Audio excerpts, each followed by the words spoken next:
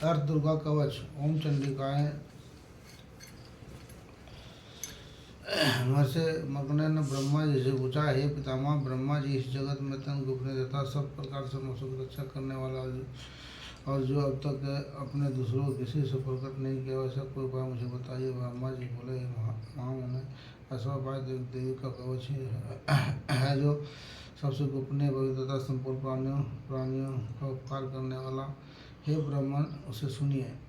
दुर्गा की 9 मूर्तियाँ हैं जिन्हें नव दुर्गा कहते हैं। उनके अलग अलग नाम इस प्रकार, अलग नाम सर्पदंत, दुर्गा नाम ब्रह्मचारी, चंद्रघंटा और कुष्ठमुंडा और पश्चिमन माता और छठे रूप से कतलगानी कहते हैं। 7वीं काला रात्रि, 8वीं माँ गौरी के नाम से प्रसिद्ध है। 9वीं दुर्गा के 9 प्रसिद्ध नाम है। ये सब नाम ब्रह्मा जी द्वारा ही है हुए हैं। जो मनुष्य अग्नि में जल भरा और रणभूमि में शत्रुओं से घिरा गया और विषम संकट में फंस गया और इस प्रकार भय से होकर जो भगवती दुर्गा का शरण में आया हो तो उसका कभी कोई अशुभ नहीं होता। युद्ध के समय संकट पड़ने पर उनके ऊपर कोई आपत्ति दिखाई नहीं देता, दुख और भय नहीं होता।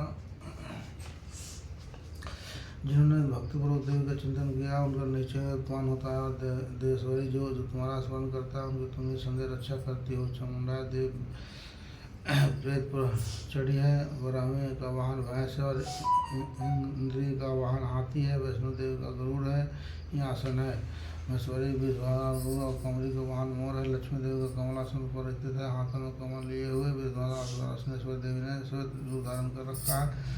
ब्राह्मी देवी हंसी पर बैठी हुई और सब प्रकार भूषणों से अलंकृत है। इस प्रकार से सभी माताएं सब प्रकार से भूषणों से युक्त है। देवी विभिन्न प्रकार के भूषणों से युक्त अनेक प्रकार के रत्नों से सुशोभित क्रोध में बड़ी हुई रथ पर बड़ी दिखाई देती है। शंख चक्र गदा शक्ति हल आभूषण घुड़का और तमर पाशाकुंता और त्रिशूल तथा उत्तम धनुष आदि शस्त्र अपने हाथों में धारण किए हुए हैं। उनका उद्देश्य है दैत्यों को शरीर का नाश करना, भक्तों का अभाव दान देना और देवताओं का कल्याण करना। महारौद्र अत्यंत घोर क्रम महान बल और चढ़े हुए उत्साह वाली हे देवी, तुम महान भय का नाश करने वाली हो। तुम्हारे और देखने के कठिन असुतों को भय बढ़ने वाली दुर्गा मेरी रक्षा करो। पूर्व दिशा में मेरे नाम से कही जाने वाली इंद्र शक्ति मेरी रक्षा करो। अग्नि कोण में अग्नि शक्ति, दक्षिण दिशा में भरे नक्षत्र कोण में खंडकधारी मेरी रक्षा करो। पश्चिम दिशा में वरुण शक्ति और कोण में मेरा सवारी करने वाली देवी मेरी रक्षा करो। उत्तर दिशा में कोण और कोण में त्रिशूल धारण करने वाली देवी तुम्हारी मेरी रक्षा करे। ब्रह्मणी और तरफ मेरी रक्षा करे। वैष्णो देवी ने जो रक्षा करो। इसी प्रकार सब को अपनी सेवाई बढ़ने वाली चामुंडा देवी दिशा में मेरी रक्षा करो। जब मेरे अग्रभाग की और विजय के पीछे की ओर से रक्षा करो। भाग के अजित और दक्षिण भाग में आवाज मेरी रक्षा करो। रक्षा करो। माधुरी असल की रक्षा करो। ललाट में मलहारी बचाए और यासोनी देवी में मेरी भाव बचाओ।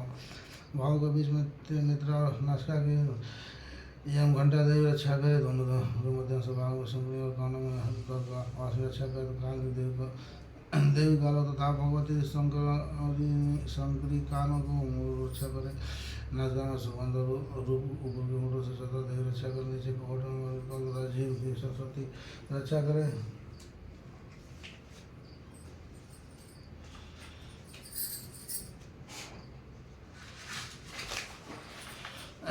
कमरे दांतों की और चंडिका कंठ स्थान की रक्षा करे। चित्रघंटा कमर घटना की और महामाला तालु में रखकर रक्षा करे।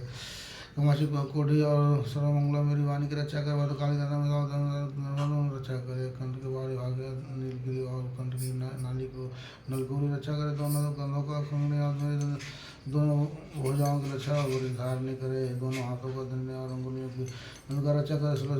नाकों को रक्षा करे। तुलसी को कुकुम रखकर रक्षा करे। महादेव दोनों स्थानों का सुखनाशनी देवी मन को रक्षा करे। ललिता देवी हृदय में और सुख में पेड़ में रखकर मेरी रक्षा करे। नवी और रक्षा करे। पुतना कामिनी और महेश्वानी बुद्धा की रक्षा करे। भगवती कमोरी और विध्वंसवानी पुतनों की रक्षा करे। संपूर्ण ब्रह्मांड को देने वाली महाबली देवी दोनों जगहों की रक्षा करे। नरसिंह दोनों एड़िया और तेज देवी दोनों पाँव करे। उसके भाव की रक्षा करे। श्री देवी पैरों को उंगलियों से और अस्त्र पैरों की रुद्रों की रक्षा करे। कराली देवी नागों का और उधर रोशनी देवी बालों की रक्षा करे। रुमालिया छेदों का कौरों की और त्वचा की बस गिरी करें।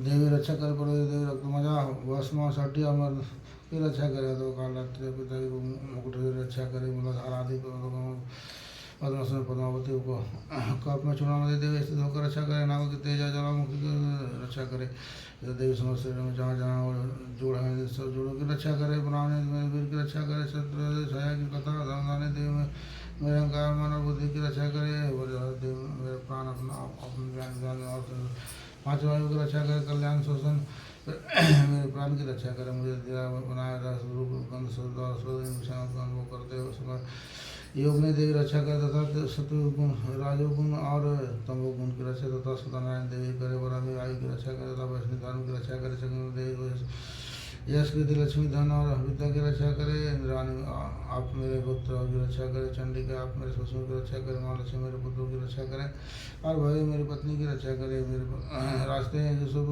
तथा दुर्गम मार्ग की क्षमाकारी रक्षा करे राजा के दरबार में महालक्ष्मी रक्षा करे तथा सब और बस रहने वाली विजय देवी इस प्रकार से मेरी रक्षा करें हे देवी जो स्थान इसका उद्धार करने कहा गया है अथवा रक्षा से रहित सब तुम्हारे द्वारा सुरक्षित हो क्योंकि तुम बेजयश्री नहीं और नाशनी यदि अपने आपका भला चाहे तो मनुष्य बिना कवच के कहीं एक पग बिना जा कवच का पाठ करके यात्रा करे कवच के पाठ के बाद सब और से सुरक्षित मनुष्य जहाँ भी जाता है वहाँ से धन लाभ होता है तथा सारी कामनाएं को सिद्ध करने वाला विजय की प्राप्ति होती है और जिस तरह से शरीर वस्तु का चिंतन करता है उस निश्चित ही प्राप्त होता है और पुरुष भी प्रति मानव सजा का भागी होता है कवच से सत्य मनोनिर्भर हो जाता है संग्राम में उसको पराजय नहीं होते तथा दोनों लोगों में पूजनीय होता है देव का कवच देवताओं के लिए दुर्लभ हो जाए जो प्रतिदिन नियम पूर्वक व्रत दोपहर तथा संख्या को सदा के साथ साथ इसका पाठ करता है उस देव का अपराध होता तथा तीनों लोगों में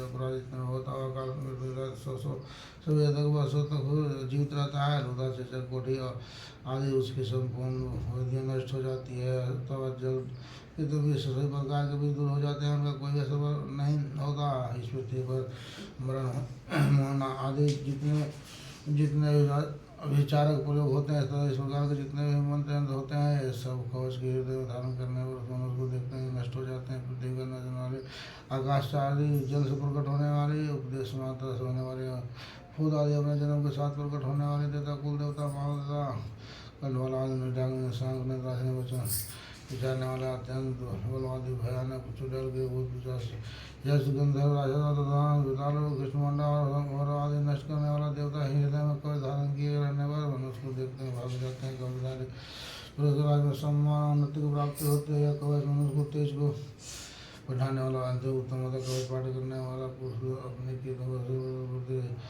पृथ्वी तल पर अपने उसके साथ विधि को प्राप्त हो जाता है जो पहले कवच का पाठ करके उसके बाद दुर्गा सदाल का पाठ करता है उसके जब तक मन बहुत और कानों का पृथ्वी टिकी है पृथ्वी पुत्र पुत्र आदि का संतान का परम्परा रहती है फिर दान होने पर पुरुष भगवती महामाया के प्रसाद से संगीत परम पद को प्राप्त होता है जो देवता इसके लिए दुर्लभ और सुंदर रूप धारण करता है और कल्याणकारी शंकर के साथ आनंद भाग होता है अर्थात अगला तो भाषा चंडिका महाका मार्कंडेय जी कहते हैं जैन को मंगला काली भद्रकाली काली दुर्गा क्षमा आई नामों से पर श्री जगदम्बा तुम्हें मेरा नमस्कार देवी चमुड़ा तुम्हारी जय हो पुण्यों की पीड़ा करने वाली देवी तुम्हारी सदा जय हो सब व्यक्त रहने वाली देवी तुम्हारी जय हो कलाराधि तुम्हारी नमस्कार मधुर कड़ा हरण करने वाली तथा ब्रह्मा जी को वरदान देने वाली देवी तुम्हारा नमस्कार तुम रूप दो जय दो शत्रुओं को नाश करो महिषासुर को वध करने वाली तथा भक्तों को दुख देने वाली देवी तुम्हारा नमस्कार तुम रूप दो जय दो शत्रुओं को नाश करो भक्त को वध कर जन्मों का नाश करने वाली देवी तुम रूप दो जय दो असुरों का नाश करो शत्रु का संसार को संभव सुंदरता धर्माश का नाश करने वाला देवी तुम रूप दो जय दो शत्रुओं को नाश करो सबके द्वारा बिल्कुल चढ़ने वाली तथा परम सौभाग प्रदान करने वाली देवी तुम रूप दो जय दो शत्रुओं को नाश करो पापों को दूर करने वाली चंडी के जो भक्तिपूर्वक तुम्हारे चरणों में मतलब सुखाते हैं सर्व रूप दो जय दो शत्रुओं का नाश करो रोगों को नाश करने वाले देव चंडी का सतापूर्वक तुम्हारी स्तुति करते हैं रूप दो जय दो शत्रुओं को नाश करो चंडी के संसार में जो भी भक्तिपूर्वक तुम्हारी आराधना करते हैं रूप दो जय दो शत्रुओं को नाश करो मुझे सौभाग्य रोग दे सुख रूप दो जय दो शत्रुओं को नाश करो जो मुझे रखते हैं उनको नाश करो मेरे बल की वृद्धि रूप दो जय दो शत्रुओं को नाश करो हे देवी दुख में कल्याण करो मुझे उत्तम प्रदान करो तो रूप दो जय दो शत्रुओं को नाश करो हे अंबिके देवता ससुर को दोनों ही अपने माथे के मुकुट मणियों को तुम्हारे चरणों के ऊपर खींचता हूँ तथा तुम्हारे चरणों पर सिर झुकाते हुए हे रूप दुर्गा तुम्हारे द्वारा शत्रुओं का नाश करो अपने भक्तों की विद्वान और लक्ष्मणी बनाओ तुम रूप दुर्गा तुम्हारे द्वारा शत्रुओं को नाश करो पूजन देवों का भगवान आवर्जन करने वाले देव जनों का रूप दुर्गा तुम्हारे द्वारा शत्रुओं का नाश करो हे शत्रुघ्न ब्रह्मा जी के द्वारा ब्रह्मा जी के चार भुजाओं पानी वाली पूर्ण से रूप दुर्गा तुम्हारे द्वारा शत्रुओं का नाश करो हे देवी अंबिके भगवान के सुंदर नित्य तुम्हारी स्तुति की है तो रूप दुर्गा तुम्हारे नाश करो हिमाचल पति महादेव जी द्वारा निबंधित महापराहित रूप दुर्गा तुम्हारे शत्रुओं का नाश करो इंद्र देव द्वारा पूजित परमेश्वर तुम रूप दुर्गा तुम्हारे द्वारा शत्रुओं का नाश करो भजन दंडो अरे दैत्यों का घमंड का छूट करने वाले देवी रूप दुर्गा तुम्हारे और शत्रुओं का नाश करो हे देवी का सिर तुम्हें अंतर्भक्त करने वाले भक्त जनों का नाम प्रदान करते तुम मुझे रूप दुर्गा तुम्हारे शत्रुओं का नाश करो उनकी इच्छा के अनुसार चलने वाले दुर्गम संसार में अंतर बना रहे तुम पूर्व में उत्पन्न हुए पुनः पत्नी प्रदान करते मनुष्य शस्त्रों को पाठ करके भगवती का पाठ करता आवश्यक जब शंकर से मिलने वाले श्रेष्ठ फल को प्राप्त होते हैं और संपत्ति प्राप्त कर लेते हैं।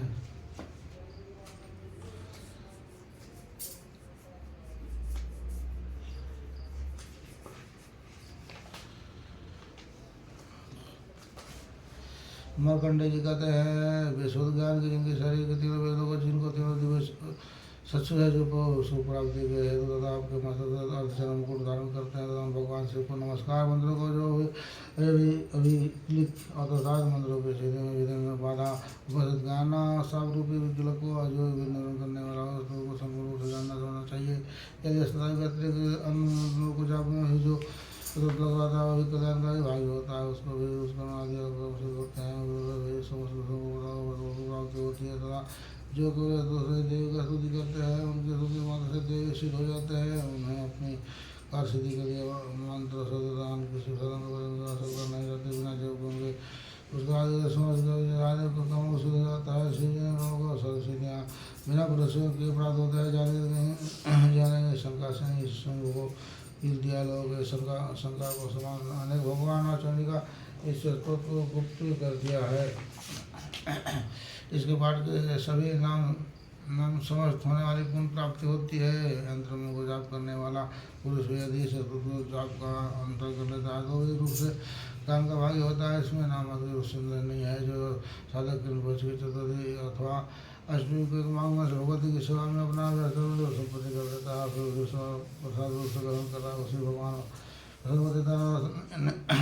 अन्यथा नहीं। इसी प्रकार सिद्धियाँ का प्रतिबंधक रूप किले के द्वारा महादेव जी ने इस असुर को कर रखा है जो पूर्व स्थिति रीति से निष्क्रिय करके असुर को प्रतिदिन स्मरण उच्चारण पूर्वक पाठ करता है मनुष्य हो जाता है वही देवी का प्रसाद होता है वही गंधर्व होता है। सर्व चाहते रहने वाला इस संसार में से कहीं भी जाए भी भय नहीं है वह अमृत के वश में नहीं पड़ता था शरीर त्यागने के लिए मुझ प्राप्ति कर लेता है आता दिन को जानकर उसका परिहार करके ही सताई की पालन करे जो जैसा नहीं करता उसका नाश हो जाता है। इसलिए निष्क्लीन का ज्ञान प्राप्त करने पर ही अस्तुत का निर्दोष होता है और विद्वान पुरुष निर्दोष अस्तुत का पाठन करते हैं। इसलिए में जो कुछ भी सौभाग्य आदि दृष्ट गोचर होता है वह सदैव का प्रसाद का ही फल है। अतः इस कल्याण में अन्य स्तोत्र का सदा जप करना चाहिए। स्तोत्र का मंत्र पाठ करने पर आपका क्लिक प्राप्ति होती है तथा उस और का बहिष्कार होना चाहिए जिसके प्रसाद से सदा सौभाग्य लोग सुख संपत्ति सुमेध शत्रुनाथ तथा परम पहुँच की सिद्धियाँ होती है। कल्याणकारी जगदम्बा उपदेश करना चाहिए। जय माता जी। पहले कम गया था 8 कर लिया था सतमा पढ़ रही थी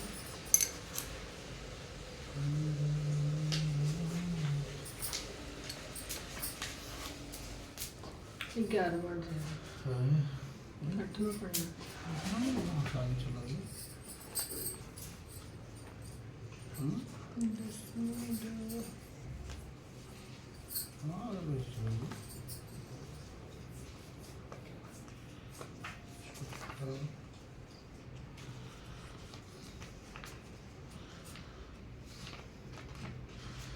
7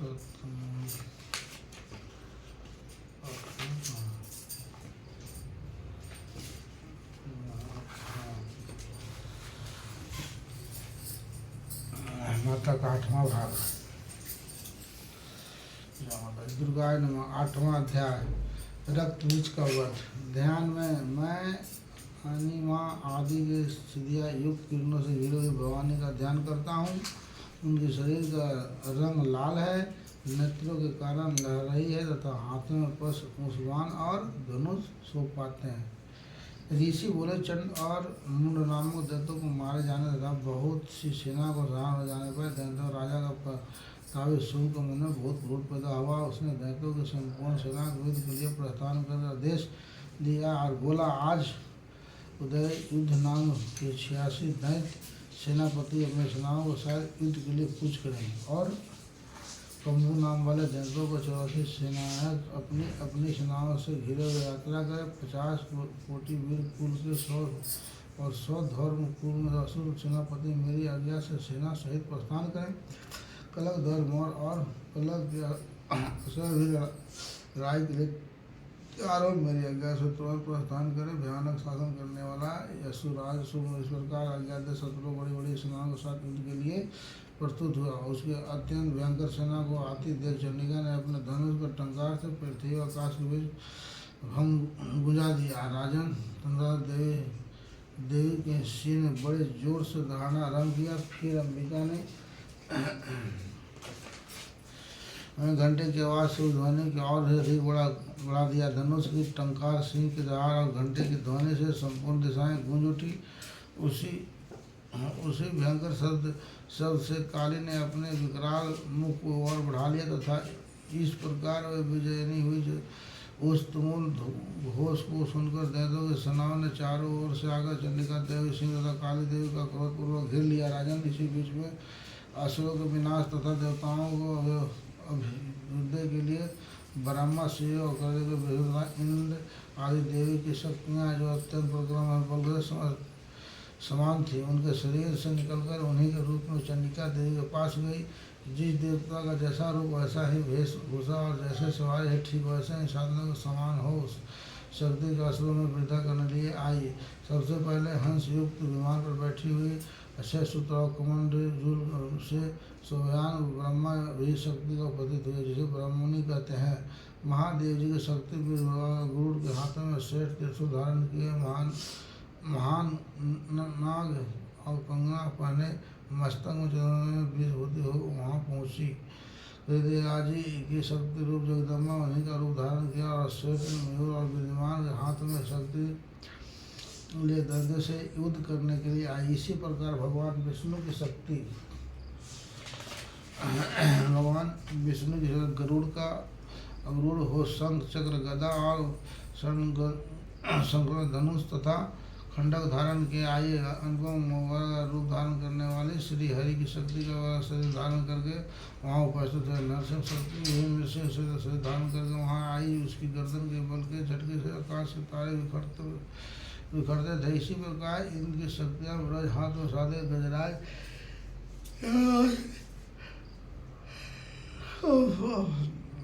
इंद्र की शक्ति ब्रज हाथ में गजराज आए। उसके भी शस्त्र नेत्र थे, जैसे इंद्र का रूप वैसा है उसका भी था। उन देव शक्तियों से घिरे हुए महादेव जी ने चंडिका से कहा, मेरी संतुष्टि के लिए तुम शीघ्र इन असुरों को विनाश करो। तथा देवी को शरीर से अत्यंत भयानक और परम उग्र चंडिका शक्ति उत्पन्न हुई, जो सैकड़ों गिद्धड़ियों की भांति शब्द करने लगी। उस अपराधी देवी ने घोड़ा चटा वाले महादेव से कहा, भगवान आप शुभ अनिशुभ के पास दूत बनकर जाइए और उन अत्यंत घमंडी दानव शुभ अनिशुभ को कहिए के साथ उनके अतिरिक्त भी जो दानव युद्ध के लिए वहाँ उपस्थित हों उनको वे संदेश दीजिए। दैत्यों की यदि तुम जीवित रहना चाहते हो तो पाताल को वापस चले जाओ। इंद्र और त्रिलोक राज मिल जाए और देवता यज्ञ भंग करे। यदि अपने बल के घमंड में चूर तुम युद्ध करना चाहते हो तो जाओ, मेरी योगिनियों तुम्हारे कच्चे मां से तीर्थ हो। क्योंकि इस देवी ने भगवान शिव को दूत के कार्य में नियुक्त किया था, इसीलिए वह शिवदूत के नाम से संसार में विख्यात है। भगवान शिव के मुँह से देवी के वचन सुनकर वह महादेव की क्रोध में भर गया और जहाँ कात्यायनी निर्वाण दूसरी ओर बढ़े। इसके बाद दैत्य क्रोध में भरकर पहने देवी को पार वाण शक्ति और आदि अनेकों अस्त्रों का वर्षा करने लगे। तब देवी ने भी खेल खेल में धनुष की टंकार की और उसको छोड़े हुए बड़े बड़े बाणों द्वारा दैत्य को चलाए हुए बाण शक्ति और भरसों के काट डाला।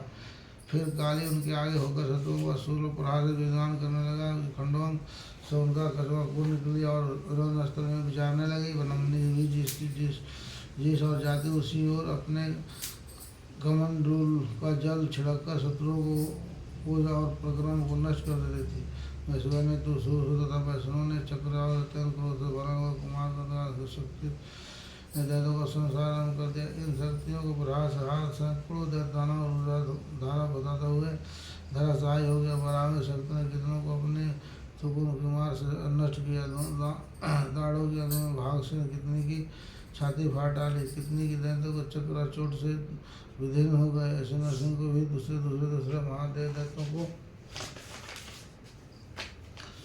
अपने नाखों से विदीर्ण कर खाती और सिंहानंद से दिशाओं को आकाश को गुंजाते हुए युद्ध के क्षेत्र में अवध विचारने लगे। किसी दूत के प्रचंड आठ से अत्यंत भयभीत हो कितने भी असुर पृथ्वी पर गिरे पड़े उन्हें शिवदूत ने उसे समय अपना ग्रास बना लिया। इस प्रकार से क्रोध में भरे मातगणों को नाना प्रकार के उपायों को बड़े बड़े असुरों को मर्दन देख दैत्य सैनिक भाग खड़े हुए।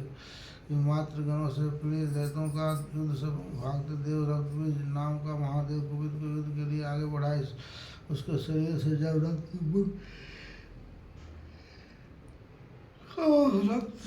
पृथ्वी पर गिरती तब उसी के समान शक्तिशाली एक दूसरा महादैत्य पृथ्वी पर पैदा हो जाते। महासूर रक्तबीज हाथ में गदा लेकर इन शक्ति के साथ युद्ध करने लगा। तब इंद्री ने अपने वर्ष रक्तबीज को मारा। ब्रश से घायल होने पर उसका शरीर से रक्त बहने लगा और उसी को समान रूप तथा बल वाले योद्धा उत्पन्न होने लगे। उनका शरीर से खून की जितनी बूंदें गिरी उतना ही दत्त उत्पन्न हो गए। ये सब रक्तबीज का समान ही वीरवान बलवान और पराक्रमी थे। रक्त से होने वाले दैत्यों का अत्यंत भयंकर शस्त्रों को प्रहार करते हुए मातृयों के साथ अत्यंत घोर युद्ध करने लगा। पुनः ब्रज के प्रहार से जब उसका मस्तक घायल हुआ तो सब उसके रक्त बहने लगे, जिससे हजारों वैसे ही पुरुष उत्पन्न हो गए। वैष्णव ने युद्ध में रक्तबीज पर चक्र का प्रहार किया तथा इंद्र ने दैत्य और सेनापति को गदा से चोट पहुंचाई। तो वैष्णव के चक्र से घायल होने पर उसके शरीर से जो रक्त भाव से उसी का बराबर आकार वाले शस्त्रों का महादैत्य प्रकट हुए। उनके द्वारा संपूर्ण जगत हो गए। गौरव ने शक्ति से बनाए ने खंडों से और मजवरे ने त्रिशूल से महादेव को घायल किया। उस महादैत्य रघुवीर ने भी क्रोध में भरकर गदा से सभी मार्ग शक्तियों को पृथक प्रहार किया। शक्ति और शूल आदि से अनेक बार घायल होने पर जो उसके शरीर से रक्त की धारा पृथ्वी पर गिरी उससे भी सैकड़ों असुर उत्पन्न हुए। इस प्रकार से महादैत्य के रक्त से प्रकट हुए असुर द्वारा संपूर्ण जगत व्यस्त हो गई। देवताओं को अंतिकता हो उठे। देवताओं को उदास देव चंडिका ने काली से पूर्वक कहा, चमुंडे तुम अपने मुख और भी विस्तार करो तथा मेरे शत्रु पाते से गिरने वाले रक्त बिंदुओं और उनसे उत्पन्न होने वाले महादैत्य को तुम अपने इस उतावले मुख से खा जाओ। इस पर रक्त से उत्पन्न होने वाले महादैत्यों को भक्षण करते हुए तुम रण में विचारती रहो। ऐसे करने से उस दैत्य का सारा रक्त खत्म हो जाने पर वह स्वयं नष्ट हो जाएगा। उन भयंकर का जब तुम खा जाओगे तो दूसरे नए दैत्य उत्पन्न नहीं हो सकेंगे। यह कहकर चंडिका देवी ने सूर्य रक्तबीज को मारा और काली ने अपने मुख से उसका रक्त ग्रहण कर लिया। तब उसे चंडिका पर गदा का प्रहार किया, किंतु उसे गदापाश देवी को तनिक भी वेदना नहीं है। रक्तबीज के घायल शरीर से बहुत सा रक्त गिरा, किंतु ज्यों ही वह गिरे त्यों ही चमुंडा ने उसे अपने मुख में ले लिया। रक्त गिरने से काली के मुख में जो महादैत्य उत्पन्न हुआ उन्हें भी चटकर गई। इसका रक्तबीज का रक्त भी पी लिया।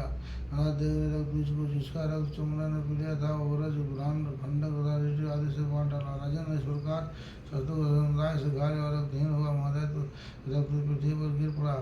नगर से देवताओं को अत्यधिक हर्ष की प्राप्ति हुई और मातृगण असुरों को उत्पन्न होकर नाचने लगी। जय माता। माता शेरा वाली की, माँ जोधा वाली की, माँ वैष्णो की, सब देवी की।